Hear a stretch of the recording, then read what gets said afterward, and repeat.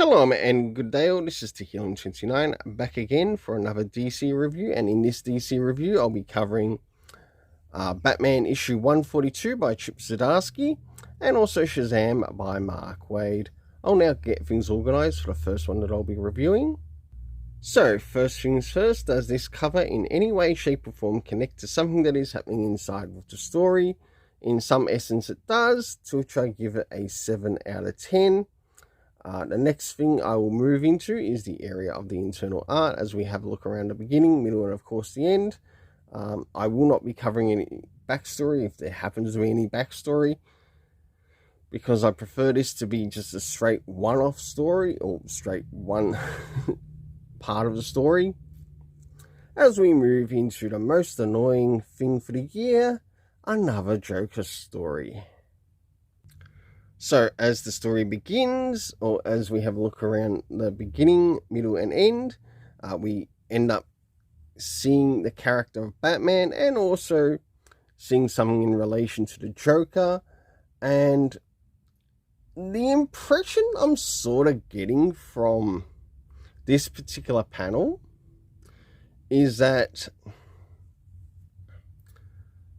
I know that this is somehow meant to connect to the DC Infinite Frontier version of the Three Jokers, to which this in its own way almost appears that Joker has, I guess, two other Jokers inside his head, much like how Chip Zdarsky has been covering Zora inside his. So in other words, we've got one Joker being three Jokers, and yeah, it's a little bit hard to follow,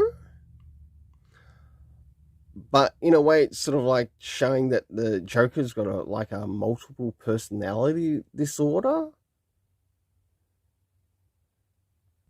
Then we move into more of the year one Joker information as to what's happening in his life, much after the events, after he got acid on his face, which bleached his face, or which bleached him white.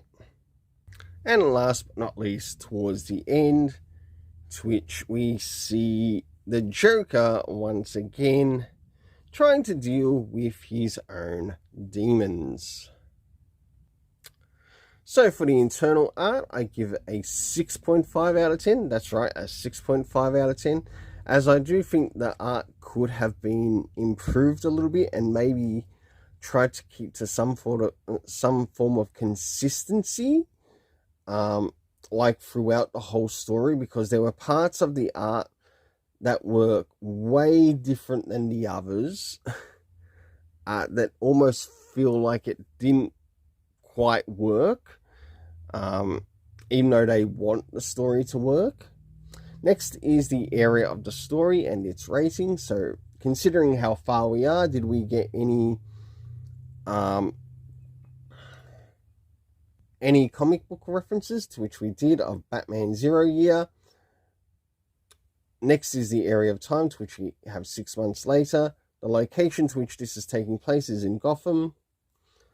Of course, in the cast of characters, we have Bruce Wayne Batman, the Joker, and of course, last but not least, we happen to see Gordon in the story. I thought I saw Harvey Bullock, but I'm not too sure, as the character wasn't addressed by name.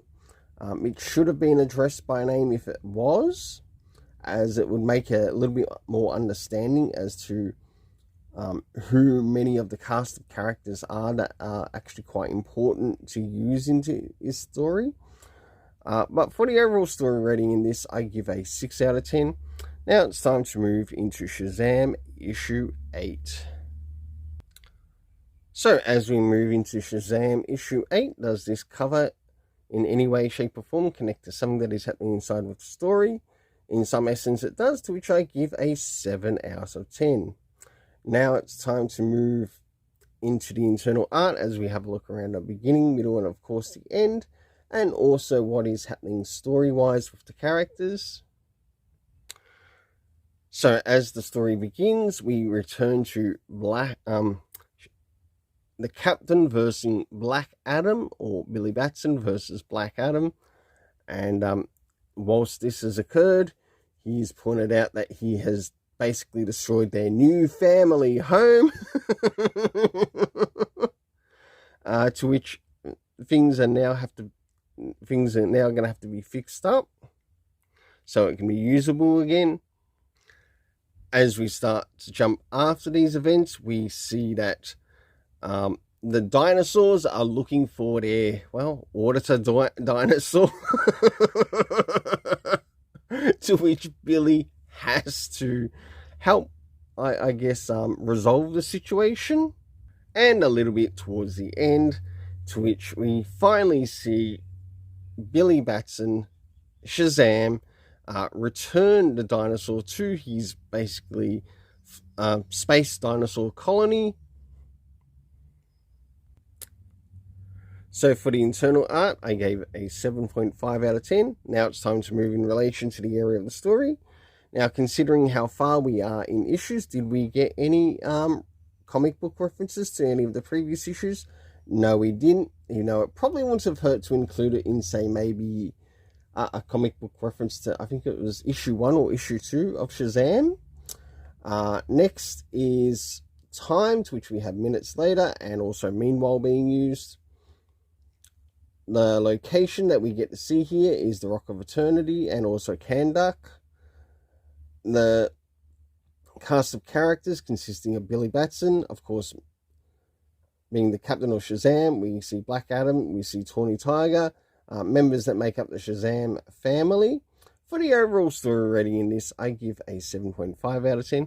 Until then, let's keep it colourful and have yourself an awesome day.